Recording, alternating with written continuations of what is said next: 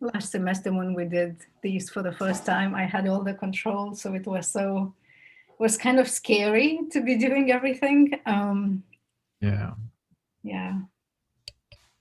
Have you done webinars where you had to like invite other people? I participated. I've never done it, like controlled it. So the press did a big thing with the Humanities Institute about publishing your first book, and we just had never done something like that, and something 600 or 700 people signed up. But of course, if you don't use the webinar format, it caps you, I think, at 300. So it was this big chaos at the start of the event, and we had to do, it was not an ideal situation, but we're learning, and I think we'll be able to do more in the future. Okay, so I see that people are joining. Maybe we can wait another minute or so. And thank you so much for your time. I can barely keep up with emails, and doing the webinar seems such a big commitment these days. no problem.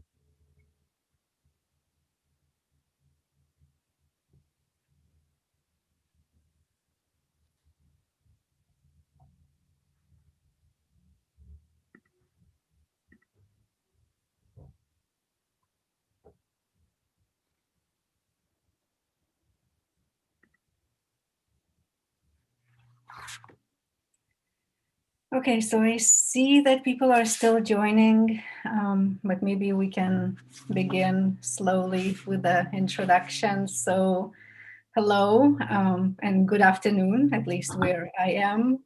It is a great pleasure to welcome you to this event brought to you by the California Series in Public Anthropology and hosted by the Watson Institute of International and Public Affairs. My name is Ieva Jusionyte. I am Associate Professor of International Security and Anthropology at Brown University, and I'm also the editor of the California Series in Public Anthropology.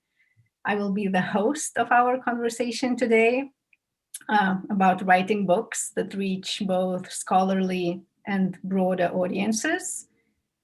And it is a delight to talk about these matters with three of my dearest colleagues, allies, and friends. So let me introduce them. Kate Marshall is an editor at the University of California Press, where she has been acquiring books since 2008. She manages anthropology, food studies, and Latin American studies lists.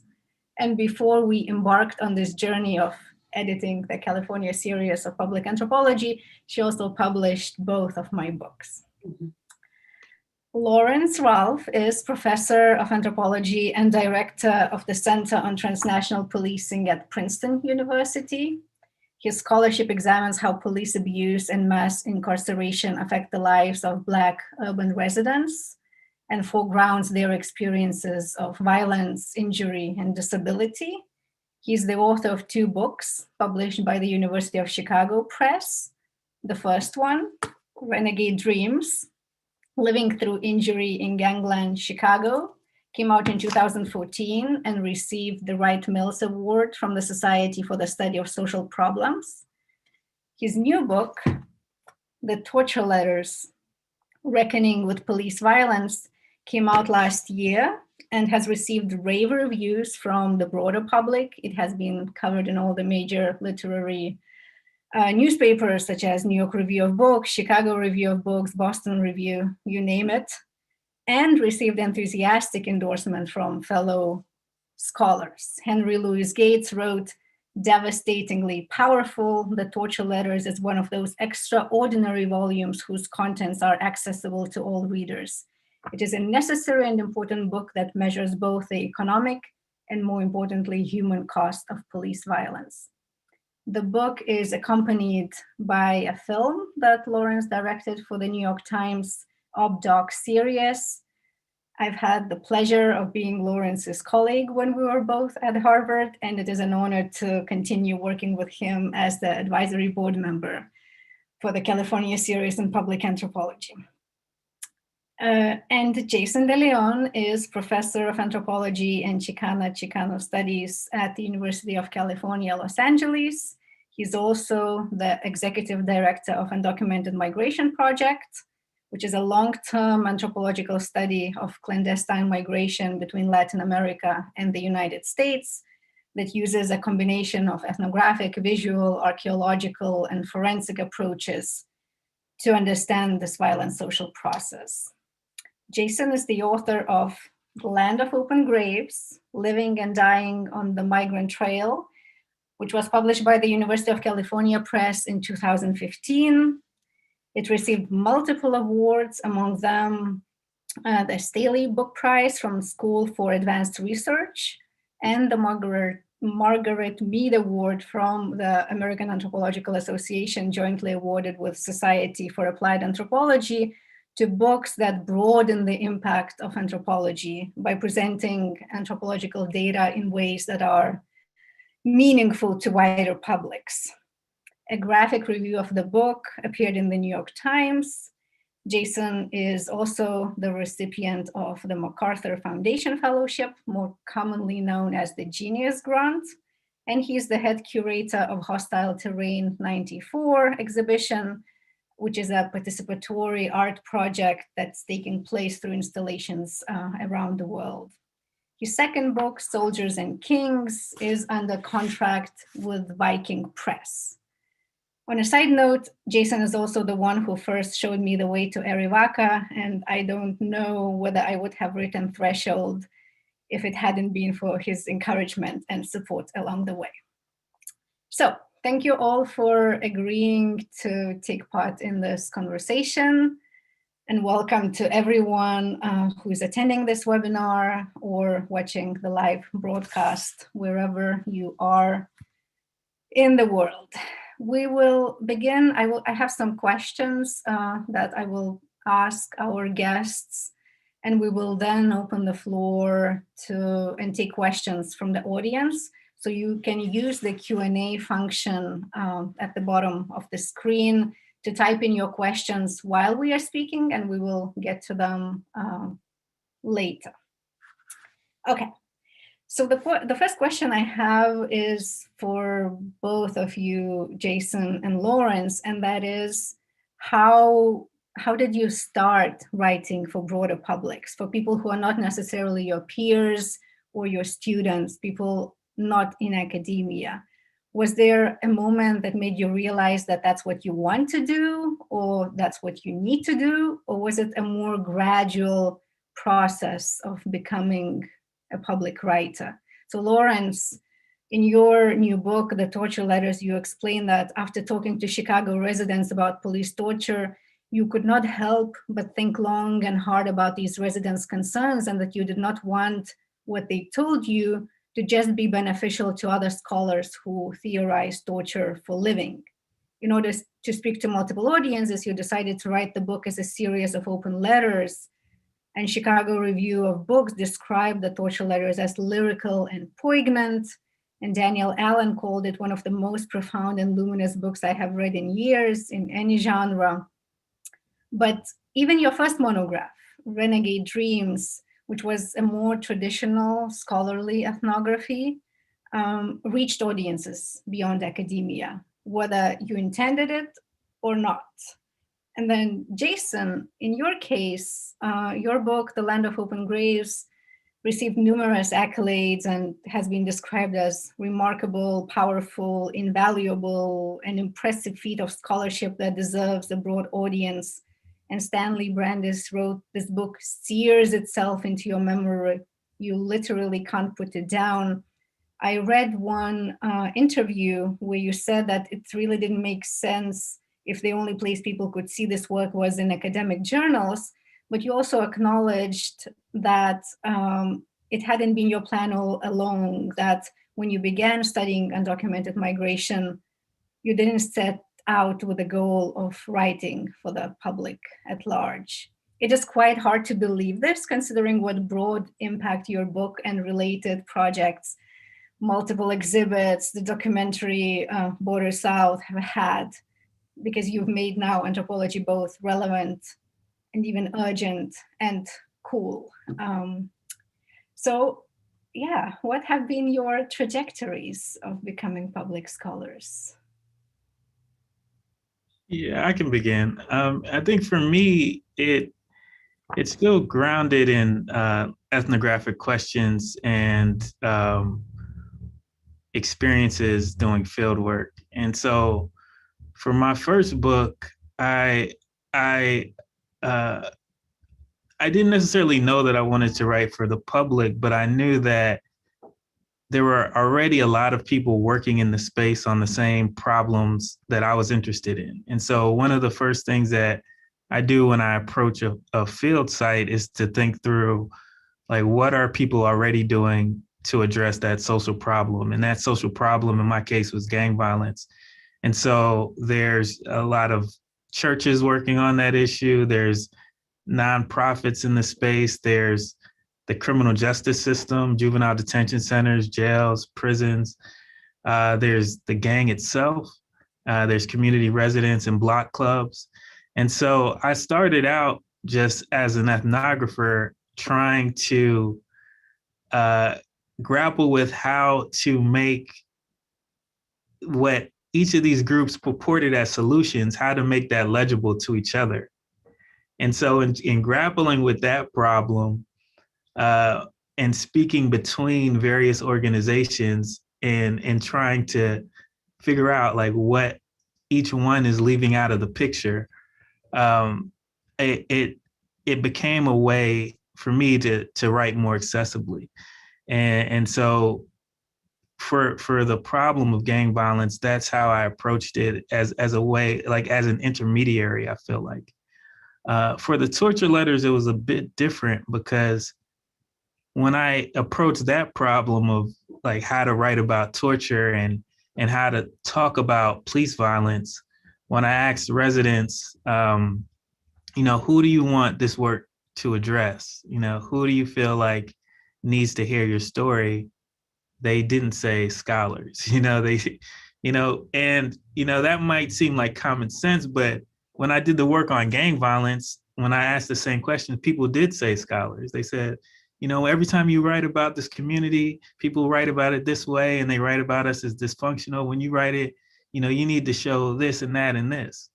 But in this case about police violence and police torture in particular, that wasn't the picture. The picture was, activists, write to the activist community, tell them to keep going, write to police departments and try to figure out how they allow this to happen, write to politicians.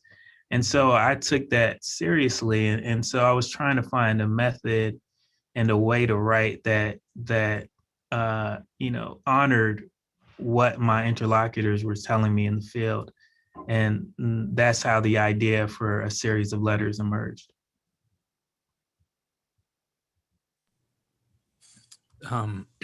First off, it's just great to see the four of you. And I hope you are all doing well and healthy. And I'm sad that we can't do this in person, but I'm happy to be here with you today. And,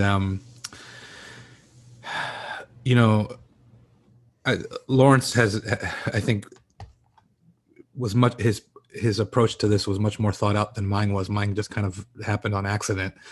And I actually thank Kate quite a bit for helping me to think through the writing process. When I began working on Land of Open Graves, I initially had no plans even to write a book. I had come out of the discipline of archaeology, and I just thought that for tenure I would write 10 articles or whatever the requirement was going to be, whatever hidden metric that they say. There's no metric, but there actually is a metric.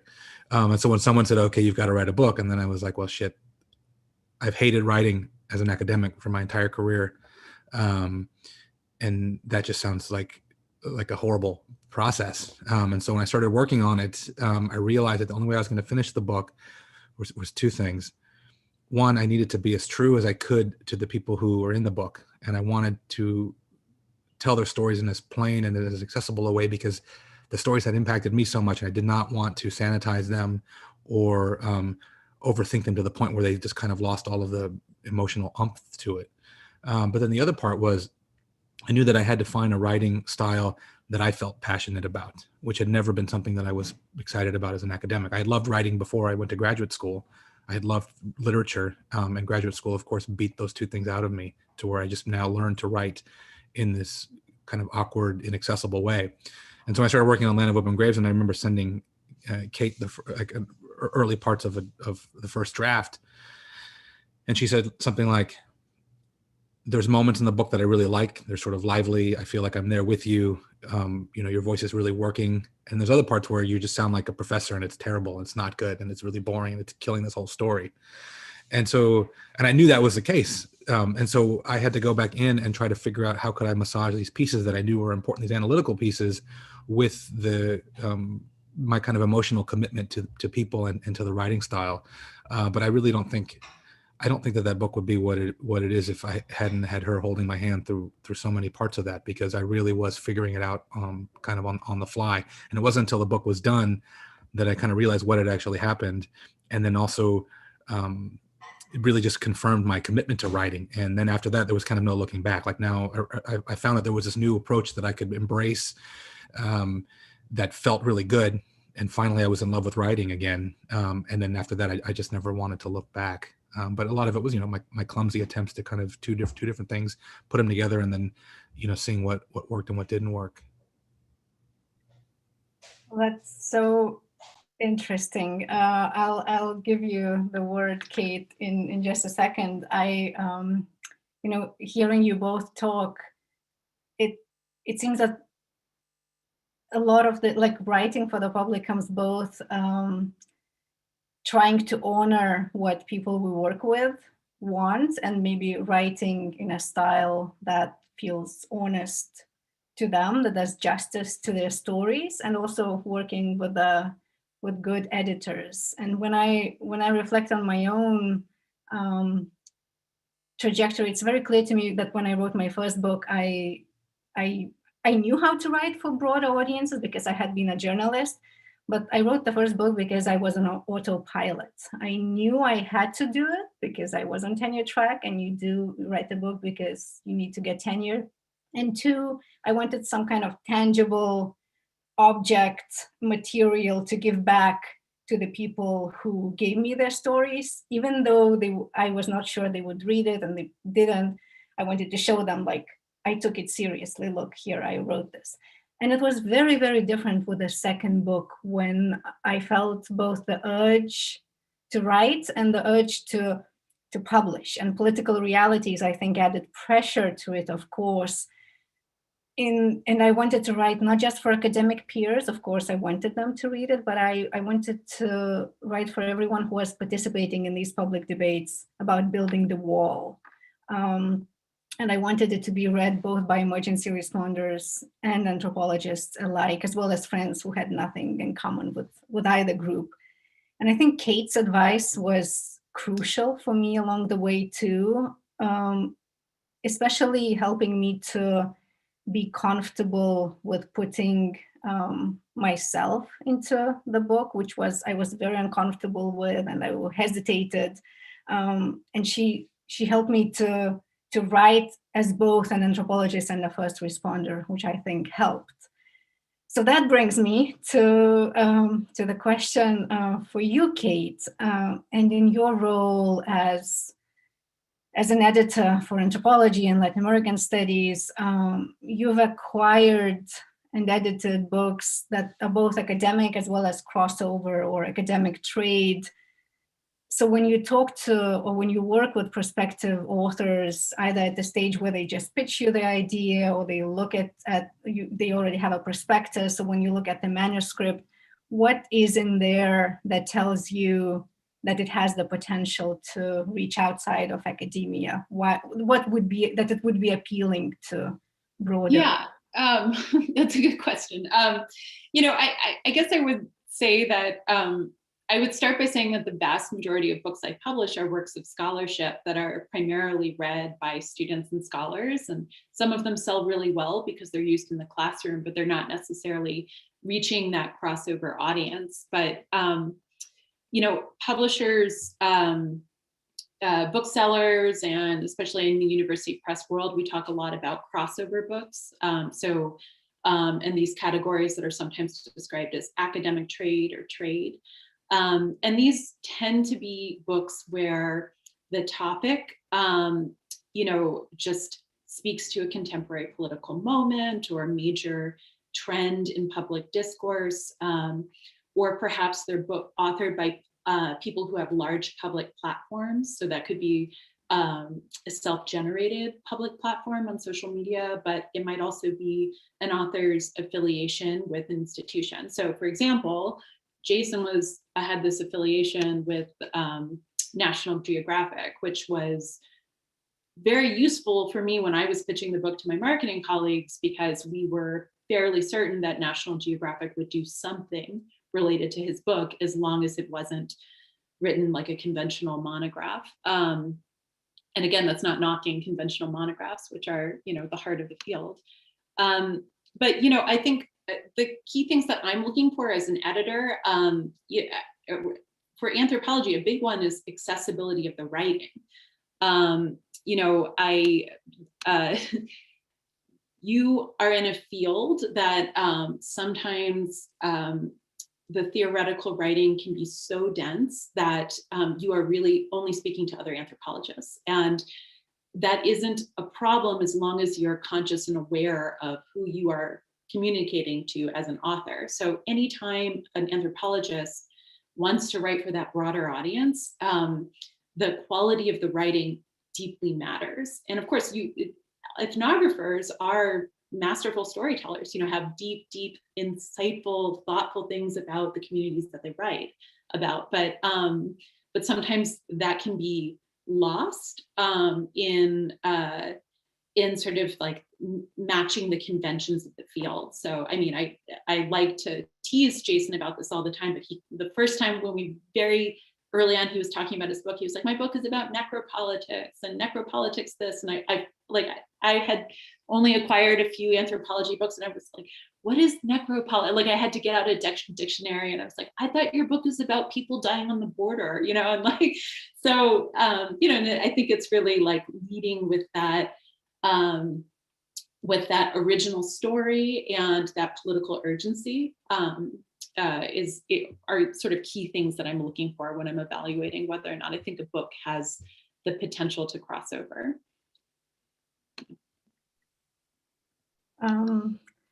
Thank you. And, even putting together this conversation made me reflect on what I think when we are considering books especially for the California series in public anthropology, like what works, like what criteria do manuscripts have to meet? And I think for me, like there are two that seem to be very important. And one, it has to be well written. So I hear what you are saying with minimal jargon and theory. It's not that theory can't be there, but it has to be used sparingly, only when necessary, and not to demonstrate an author's erudition. And really the focus is on storytelling, or ethnography as storytelling. And second is that it has to say something about issues that are at the center of public debate. So it could be migration, affordable housing, education, environmental pollution, or it could be matters that are always already relevant to people. So like how do we deal with end-of-life care or with death? So I think authors can make readers care about a lot of issues if they really want, and if they put that work in actually making those connections and showing why it's relevant, and revising the manuscript, especially when it's based on a dissertation. And I would say that, again, echoing what you said, Kate, that it's about what matters to the author and what the author wants to do with the book, and what they want the book to do. Who is it written for, and why is this book? And that's a difficult question, especially for junior scholars, because we went it both ways. We want the book to be for our colleagues who will evaluate us for our scholarly competence, and we want it for others. And it's not, having it both ways is not as easy as it sounds. So I want to go back to ask you, Jason and Laurence, what have been maybe the more difficult or the most difficult parts of writing public scholarship? Did you encounter any obstacles, whether they were internal, such as not necessarily knowing how to write for non-academic audiences, or whether those were external, such as institutional hurdles or pushback from senior colleagues? And how have you negotiated your positions as both academic anthropologists and public scholars? Sorry, I've got a small person in here doing various things. Hey, close the door, please. I think for me, we talk about public anthropology now in this, I think, relatively positive way. That's not always been the case. I think when I began this work, and people would use phrases like public anthropology in reference to what I was doing, it wasn't in a good way. It was a slight. It was, public anthropology means atheoretical, means you're dumbing it down. And I think that one of the things that the Trump administration has done for us is to remind people that we need experts who are accessible, because if not, the information that gets put out into the world is by a bunch of clowns. So I do think that we are in a better place for that now. There was a lot of pushback, I think, when I was writing the book from colleagues, from institutional sorts of forces, where people were worried I wasn't going to get tenure, that I wasn't going to be intelligible to a review committee.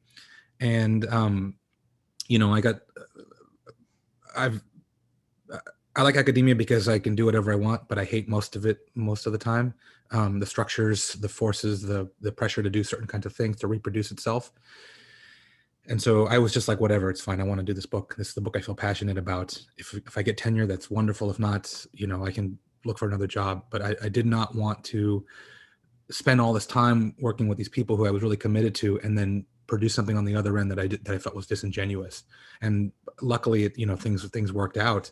And I think for me now, sort of post tenure, I think one of my jobs is to not reproduce the system, but to find ways to provide an example for other ways of doing it, and to also to help my junior colleagues feel comfortable, to feel comfortable, doing things that aren't necessarily traditional. And so it's a little bit of a challenge, I think. I mean, although now, with tenure, I can do whatever I want for the most part. And I don't really think anymore about the evaluations of like my colleagues. I think, at least not with the book that I'm writing right now. I mean, I could care less about, I'm writing for a public audience, because I think that there's enough stuff, theoretically heavy stuff that you can read on these issues, that people can access through journal articles, that kind of stuff. But I'm writing about issues that I think that the general public needs to know more about. And so I've just I don't even think about the academy at the moment. But that's like the benefit of, and the privilege that comes with tenure. But I do think it's very difficult for junior scholars right now to think about this, because people right now, I think, understand that they want to be accessible and they want to be read, and the work is so important that it should be. But they are up against people who are reviewing them who aren't into those issues, or who maybe are anti being accessible because they can't do it themselves, or just because they don't see value in it. So I do think it is a struggle that most folks are currently really dealing with. Yeah, I would echo a lot of what Jason just said. I think one of the major challenges is that we're not trained to write accessibly. We're not trained to write at all, really. We're not trained to write inaccessibly either. It's just that's what we read when we're in grad school. And so, we have to teach ourselves how to write. And that becomes an extra challenge, an extra burden, because you still have to do everything else that you have to do. And then on top of that, you have to figure out a way to write accessibly. And so it's a constant, for me, writing is a constant education. It's a constant re-education that has to do with like reading a lot, and it also has to do with reading about writing, and it has to do with sometimes taking classes that have to do with writing. But I think the end goal is to be able to, for me, is to be able to translate experience better. And so what I like about Jason's work, Ieva's work, is that, I think great ethnography, it matches the ethnographic context. And it's almost like a mirror of that ethnographic context. And so part of what makes the estrangement between theory and the ethnographic vignette so stark is that all of a sudden you're outside of that ethnographic context and you're in another world of, you're in a classroom or something, right? And you've been transported and it's jarring and it doesn't feel good. And so, we have the ability to experience a lot of things that people don't get to experience. And we have to find some way to reflect that. And for me, each project then presents its own challenges, because now you're in a new ethnographic moment and you have to find a new way to translate it. So, even if something that you've learned in terms of the accessibility of writing worked in a particular context for a particular set of questions, that doesn't mean that it'll work again in the same way for the next project and the next set of questions. And so that's the kind of re-education. And so for me, when I was writing about torture, I was encountering the phenomenon that Jason was mentioning, in which to write about it theoretically sanitizes it, but then to try to write about it in a way that is felt and experienced can sensationalize it. And so therefore, how do you mediate that? How do you do that without reproducing the spectacle of the thing? And again, for me, what it came down to was thinking very intentionally about audience and who I was writing to at any given moment, what I felt like they needed to know, what they knew already. And I think this is a kind of hidden part of the ethnographic that oftentimes we don't discuss in terms of writing. It's like, who are we writing to? Why do they need to know this thing?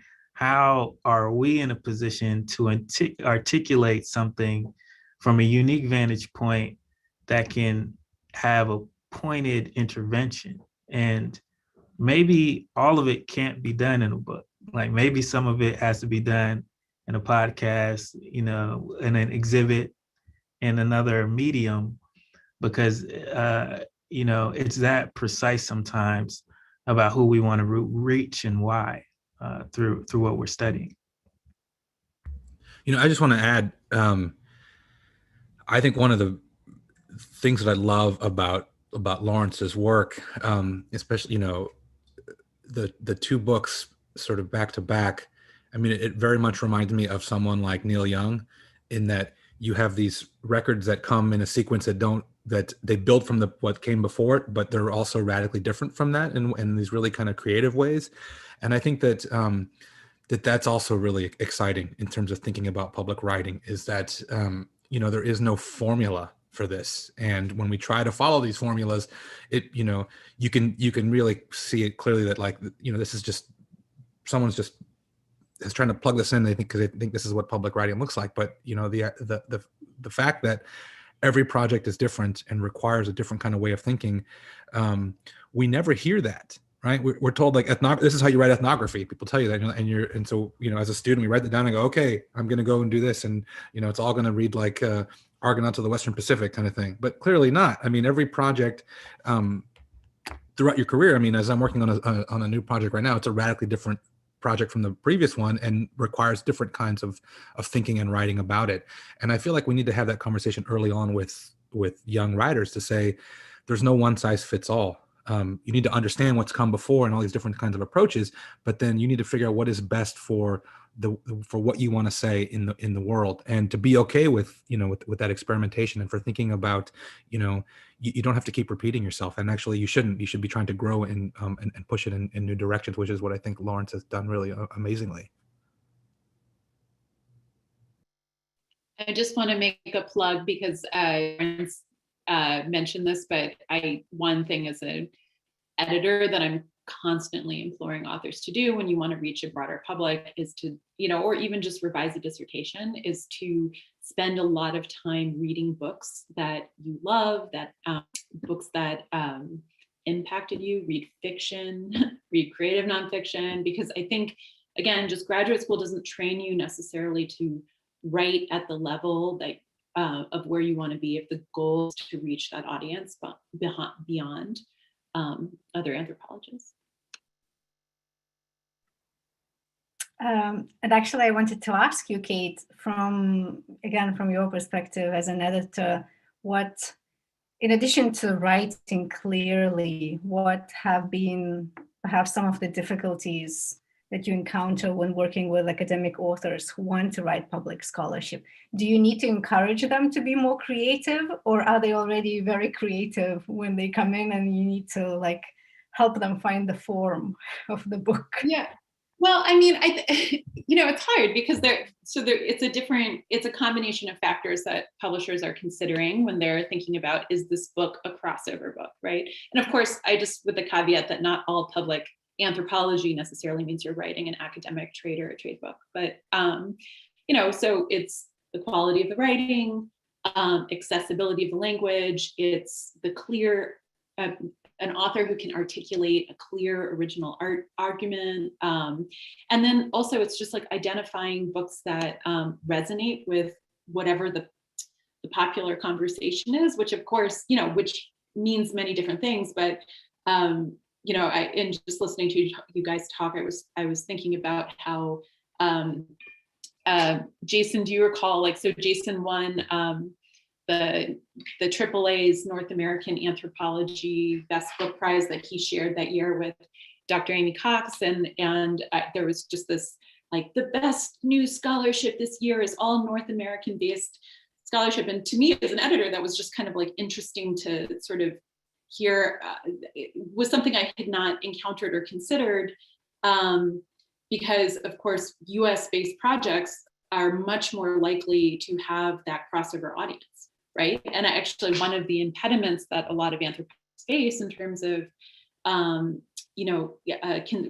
in terms of pitching their book as a crossover is just that there may not be a widespread audience in the US, which is the primary book buying public that any US publisher is pitching to. And so that, that's a real challenge. So some of it's just what is the topic? Does the topic map to and fit into the kind of thing that publishers is going to be able to get media attention around, even if it's kind of a niche and specific. I'm not necessarily talking about book be reviewed in the New York Times, but is it going to be picked up on major blogs or outlets? So for example, in the food world, is this the kind of book that's going to be reviewed in Civil Eats or discussed by food writers? Is that kind of thing, if that makes sense.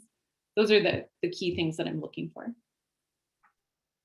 And I see we have more and more questions coming in, so we will start answering them in just a minute. I want to ask one last question while I have the opportunity, and that is, if you could give very concise tips, what would be those more important pieces of advice for academic anthropologists, whether they're junior or senior, who are considering writing a scholarly book that they want to reach the public at large? What would be your several either do's or don'ts?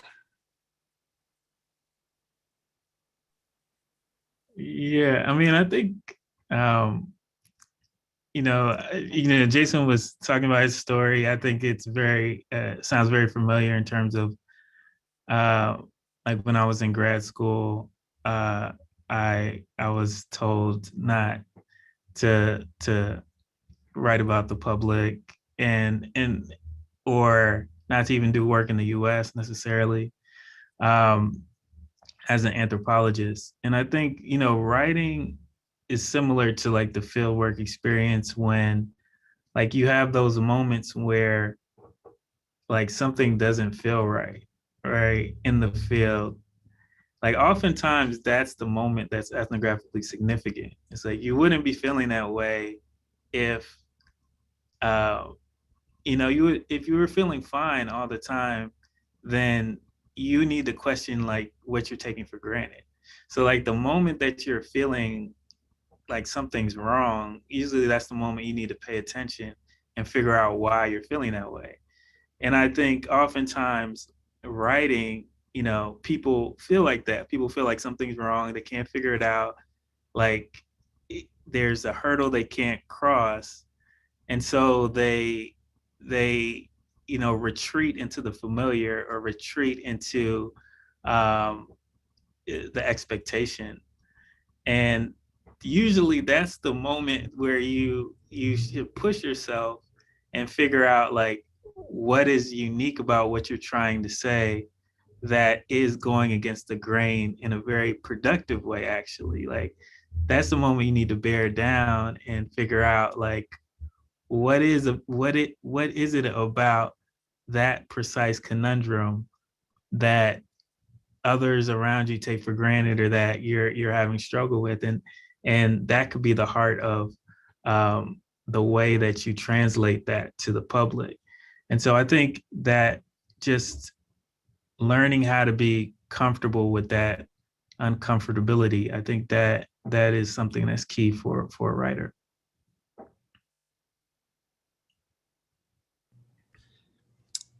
I completely agree. And I would just add like some basic things too.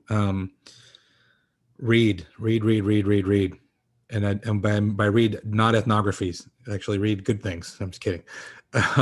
But, you know, get out of your, I mean, I think just embracing other types of writing, literary nonfiction, fiction, screenplay, whatever it is. But I think, you know, poetry, I think exposing yourself to good writing is really crucial. And for me, like 80% of my writing is laying in bed reading when I can't get through a sentence. I just find that really helps. It also, you know, sets a good example for me. Also, it gives me inspiration for ways to experiment. You know, and maybe one other thing is I think for me, academic writing is easy and in many ways lazy because I can hide behind words. I can kind of cloud the narrative with jargon, and you know, and that's kind of, I would go to that if I was getting frustrated. Like, oh, I can at least say this. I can rattle that off in a page. But to actually put down a paragraph that every single word matters, every single word, you know, serves a crucial purpose. That's really hard. And I think you have to embrace, I think public writing, at least for me, is a very difficult thing, and it's a slog. It's a day in, day out kind of slog, and it's a different kind of labor than I was used to with academic writing. And I've just, for me, embracing that pain and suffering of writing is important. And because I think it's to go to the other stuff, which, you know, you can revert to the kind of traditional academic writing, which I think we've been trained to do, and it's oftentimes much easier than a well put together kind of sentence. I think you have to move away from that and really commit to thinking about it, the role of every single word, which no one, I mean, I never got any writing advice as a graduate student other than, you know, my advisor, his advice was, don't use compound sentences because you tend to put too many ideas in one sentence. But that was it. I wish someone had said to me, be kind to your reader. Think about who's going to read this and are they going to want to keep going? And, you know, like as Laurence was saying, taking classes, studying up, you know, studying how to write, I think can be really, really helpful. And that's something that most of us have never done. We think that we're an expert in academic writing, and then now moving into the public writing requires a lot of work. And so I think you have to, you know, embrace that. Yeah, and I just wanted to add that I think that sometimes people truly bury the lead or are afraid to state the obvious. And so someone might have a book or a topic that I think has a possible non-academic audience, but there's this total reluctance to just kind of say what the problem at the heart of the book is, because it just feels like, it's like, well, of course people are suffering, of course there's inequality, of course things are wrong with the world. But it's like, you really need to just, right, and say what is motivating you to do this work, and also acknowledging your own relationship to it. I do think many crossover books, the author is a really significant part of the story. And that's not to say you have to write something that's super solipsistic and focused on your experience in the field, but it mattered to me deeply that Ieva is a paramedic because it informs the way she did research. And I think, again, like these are just ways that I think sometimes people are trained to sort of undersell themselves and sort of the ideas and really spelling out why their books matter. So. And I will just conclude with a formula that I probably repeat something that you already said. So I would say read, write, and do something else besides reading and writing. So I agree that reading good books is very important, but I also think that we should reading bad books helps too, because that's how you recognize what you don't want to copy and reproduce, and make you recognize what works and doesn't, what you like, what you don't. Write, yes, writing should be a daily practice. It's not easy, but it's very rewarding. And then do something else besides reading and writing, which, it could be exhibits, it could be filmmaking, it could be like any kind of public work, but do something outside of just being the reader and the writer. Make music, whatever it is that you want to make besides that. Okay, so we have about 15 minutes now for questions from the audience, and we have quite a few of the questions. I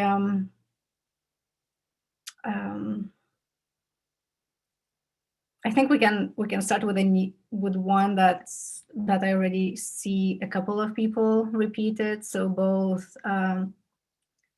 Anna Vasilache asked, should writing public anthropology become a trend in a good way, and what is needed to do that? And somewhat similarly and more complexly, perhaps, Nancy Khalil expressed a concern that there is this sort of polarization between work that's academic and work that is public, and perhaps we are recreating this binary by saying that these are despite or resisting academic expectations. So how does work like Laurence's and Jason's become the norm instead of our framing it as marginal to it? What do you think about that?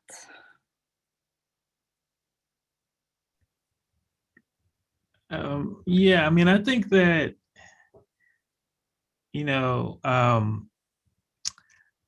I think it has to do with how we also talk about the stakes of our research and the stakes of our projects, right? And so, and being clear about our audiences and their different expectations. And what I mean is that, for when I was writing the torture letters, where the field is in its conceptualization of torture is very different from what I was experiencing in the field, right?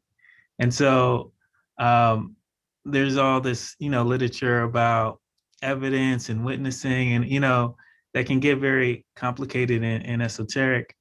But when I was doing the research, I kept having the need to explain that,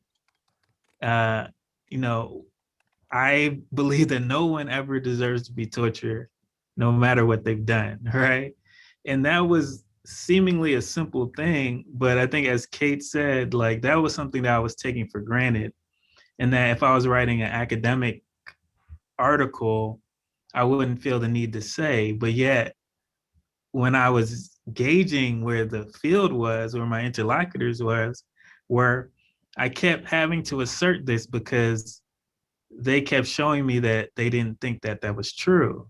So, so then the premise that no one should ever be tortured became the heart of the book, where for an academic audience it wasn't. But I think in explaining that complicated terrain, it is of interest to other theorists, and the way and the assumptions that we take, and the need for ethnography, and the role of ethnography, and the importance of ethnography for what we take for granted.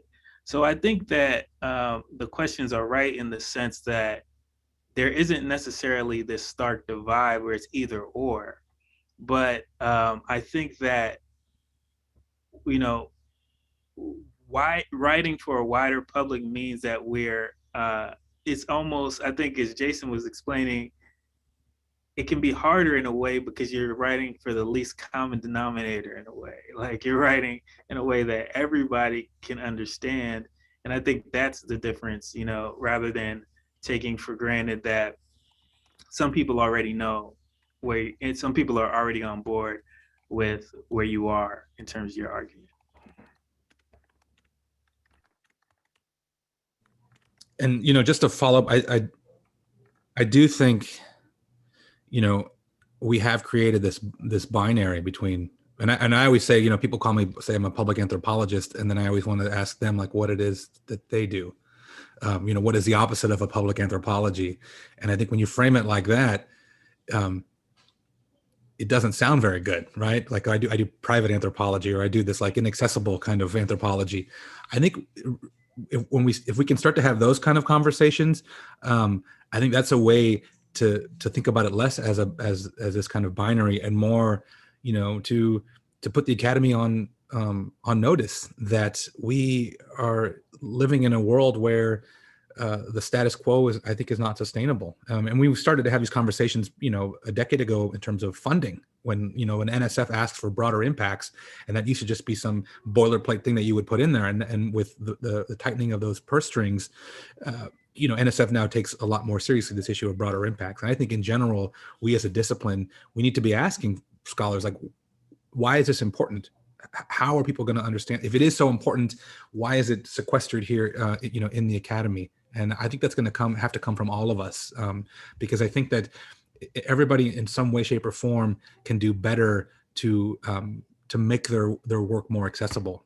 And I think those who don't want to do that, we should ask them then, well, why are you even doing it? Why are you trying to be inaccessible? Why are you trying to, if you're committed to the creation of knowledge, why are you making this knowledge so difficult to get at? And I think perhaps that's a way to start having these conversations beyond these sort of simplistic binaries.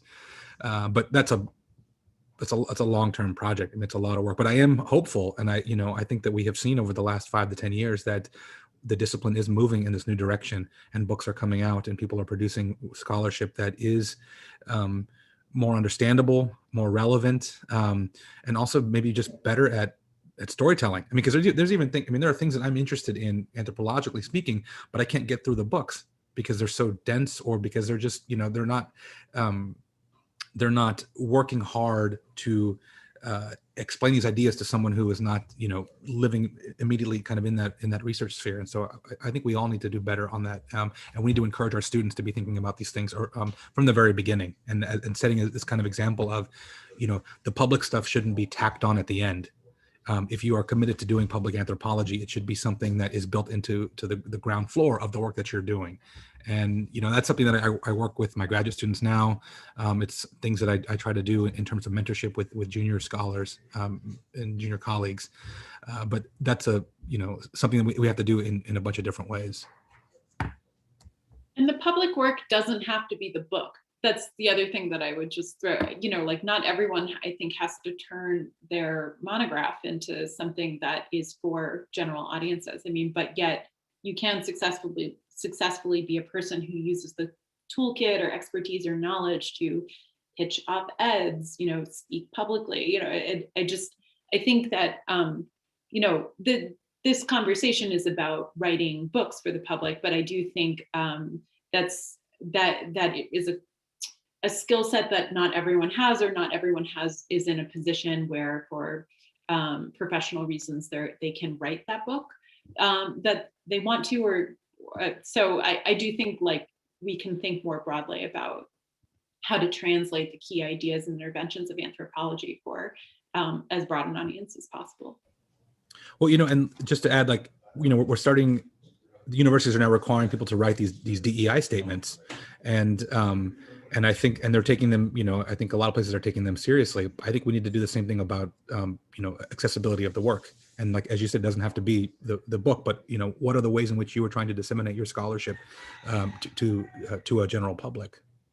One of the questions was, do you think there's a space for public anthropology in journal articles? And I do think the answer is yes, depending on where you're placing the article, right? So it could be an op-ed, it could be something in a venue like Sapiens, right? Or other outlets that are speaking. The Conversation is a big place where I discover scholars and authors, and people are translating big ideas from their books for a broader public. The Conversation gets syndicated and picked up by other media outlets. So I do think, yes, article writing can be a space for some of that work. Kate, you were going to answer this question about the review process for crossover books. So peer review is the same. I often will let a reviewer know if I think a book, who I think the audience for the book is, and our form, asks for the author to weigh in. It's almost never an issue for academic trade books. For commercial trade books, sometimes there is pushback where you get peer reviewers who will say, this book is wonderful and I don't recommend advising it, but it has no theory, and so like I see that kind of frequently. So sometimes what I would do in those situations is I might tap a professional writer and not an anthropologist to be a second or third peer reviewer. And I imagine it's more or less the same at other presses. Okay, thank you. There are some questions about writing.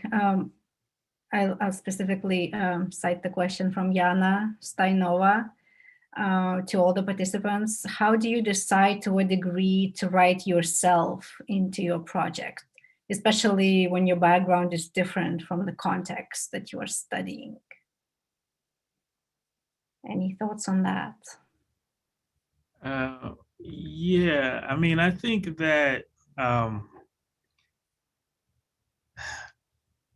I think what helps me is to think through long-term commitments and like what I want to do as an intervention in the field of anthropology throughout my work. And one thing that I think is important is to really critically engage with the notion of expertise and like who is the expert, and the role that communities play in solving their own problems.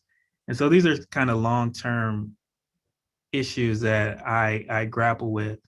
And so it informs the when I show up and where I show up in the text. And oftentimes when I show up, it's to like subvert this idea that the anthropologist has all the knowledge or something like that. So I'm like talking about the ways that people are making fun of me in the field, or talking about what I don't know and why I don't know it, or talking about, when people, raise questions about my authority or expertise for various reasons. So I think that again is connected to one's argument and to what you ultimately want to say. And the last thing I'll say about that is that oftentimes the reason why we don't show up is because of this fiction of objectivity, this idea that, we're almost like omnipotent and we know all and we can just sit back and observe and explain. And so what is that distance doing? I think oftentimes that distance is masking like a fear of vulnerability. Like you don't want to be vulnerable as an author. You're worried about, you have an anxiety about not feeling like, or showing that you're not smart, or you have the anxiety about not showing that you mastered this field, or it's a question of authority. And so, I think we have to constantly ask ourselves, why don't we feel comfortable showing up? If in fact we were collecting the data, we were there all the time, what are the moments where we want to hide? What are the moments where we feel comfortable showing up? And I think oftentimes for me, I invert those moments where uh, where I feel like most anthropologists would recede.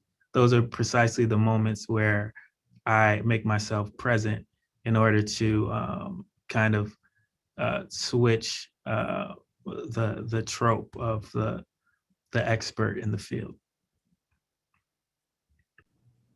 100% agree. I show up in my writing when I'm the most nervous, stressed out, when I've screwed something up, when I'm working through an issue and I don't know the answer. I want people to know that I'm struggling with these things because and part of that was my reaction to reading ethnographies, especially ethnographies about communities of color written by basically white people who would come across as these, experts, or the kind of voice of God explaining kind of what's going on. And my question would always be, well, do people like you? Are you awkward in the situation? Are you like, how come you never seem to fuck up? Because I fuck up all the time, and you've got it all kind of figured out. And in the very beginning, I was very nervous about representing other people, even if we might have come from similar backgrounds or had some things in common. I was still sitting from this place of privilege and felt awkward about that, and wanted that awkwardness to be there so that the reader could know that what you're learning about is not just someone else's experience, but you're learning about someone else's experiences mediated through my experience with them and through the things that I'm witnessing. And it's important for you to understand that you're getting it all filtered through me, and I don't have it figured out. But I also think about my role as the occasional narrator, or the person who brings context or analysis to explain something that might seem foreign or seemingly shocking, and I want to make it more familiar. And I think a way to think about this is helpful for me, is to think about, okay, here's my narrative, these are my characters. What role do I play in each of these sections? What role does my character play in part 1, part 2, part 3? And why am I present, and why am I not present? And so, because I think it can be easy to either remove yourself completely from this whole situation, or to center it so much on you that you lose sight of everything else. And I think we have to be very judicious about when to show up. And I think having a good editor can help you, and good first readers to help you think through those things and figure out when to pull out of the narrative, and when to to be more present during particular moments. Yeah, there are a lot of authors who I'm frequently having to tell them, like, it's too centered on you, like it's too much about you, right? So I feel like I put my foot in my mouth because I said that I often ask, but when you are relevant to pushing the story forward and explaining some sort of interaction or connection, that then matters.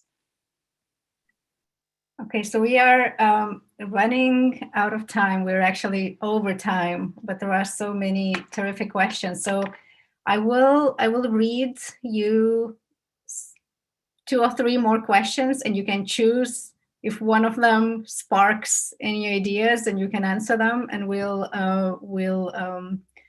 end after that. So one question is from Marielle Grushko, which I think is very important. And that's, do you have any advice for those of us working outside the US, how to make, US audiences interested in things that are happening outside of the US? Say hi. The other question is, how should anthropology graduate students in their early years begin to incorporate public writing in their projects? And the third one is, what if we research things that we do not agree on, we are not engaged in? How does public anthropology and writing publicly could look like when you're working with groups that whose practices you are not advocating for? So any thoughts on any of these issues?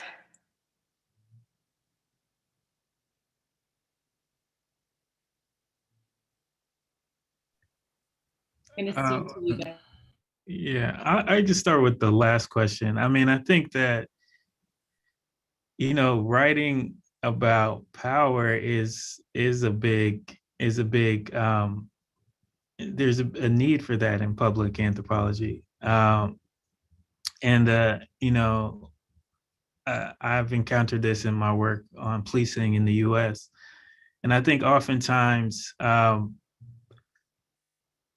the role, I think when we think about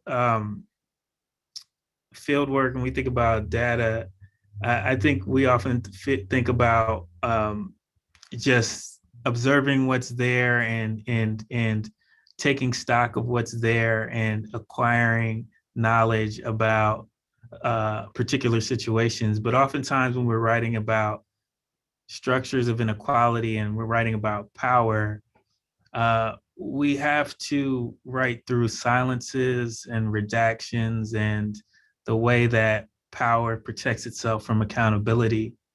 And I think that explaining those processes is a major aim of public anthropology, at least in my opinion. I think that, as people working in a professional space, oftentimes we get access to power and we're able to mediate problems in a way that the people suffering from those structures cannot. And so I think that, part of writing it is that translational capacity where you're putting people in conversation with each other that wouldn't necessarily be in conversation with each other. And you're kind of, rewriting the silences of the past, and you're kind of, you're articulating things that are often unsaid. And I think that that's a big role of public anthropology. And again, I think part of what we've continued to say throughout this webinar is that, it can be in multiple forms. And I think that when we think about writing, oftentimes we're taught, it's almost like a scarcity model. It's like, if we're doing it in the dissertation or doing it in the book, it's taking it, and we're doing it somewhere else, it's like taking away from the scholarship. But oftentimes it's actually additive, like these other conversations, these other audiences add to your understanding of the problem. They add to your accessibility. They add to your own platform and your ability to speak on the issue. And so, writing about powerful can afford, I think, new possibilities for public anthropology.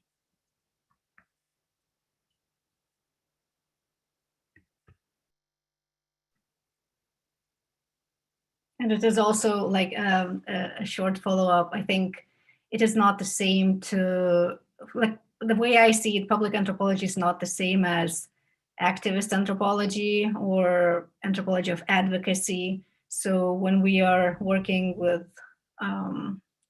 communities or people who, for example, now I'm working on a project on gun violence and work with violence workers. You're still writing for the public because you want people to understand the social situation and show people's experiences through storytelling. It doesn't mean that you are advocating on their behalf in any way or form. I feel these are two different intentions.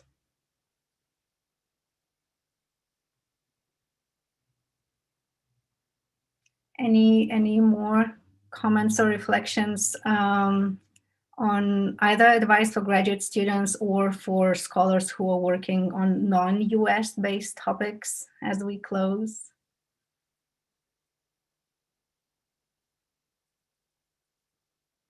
I would just say that there's nothing wrong with working on a non-US topic. And of course, most anthropology is not US based. So, you know, and I, again, like just, I wanted to loop back and say that I think something is, you can be writing for, you can do public anthropology without writing a book for a commercial audience or a general audience. I think, for example, there's a book that I did recently that's about maternal, Adrian Strong. It's about documenting death, about maternal mortality in Tanzania. There's definitely an audience for that book outside of anthropology, right? People who are concerned with international health policy, you know, actual practitioners and women's healthcare. And we made a case that that book really needed to publish open access, right? Because there was this audience beyond. So I don't think that that's an example of where that book is really significant and important for a lot of people thinking through things related to birth practices and maternal mortality as a persistent problem, but it's not about reaching a general audience. So I guess what I'm trying to say is that the purpose of this workshop was to focus a little bit on that translational scholarship, academic trade, but that I don't think that means that that's the only form of public or applied anthropology out there. So don't despair. So. And California Series in Public Anthropology has published books that are based on other parts of the world. So as long as those topics are relevant to anyone and not like really narrowly regionally focused. Jason, do we have you back? I'm back. Sorry. Do you have any concluding thoughts? Yes, I would. You know, we had those three questions that were posed to us. The first one was, how do we increase interest in work that happens outside of the U.S.?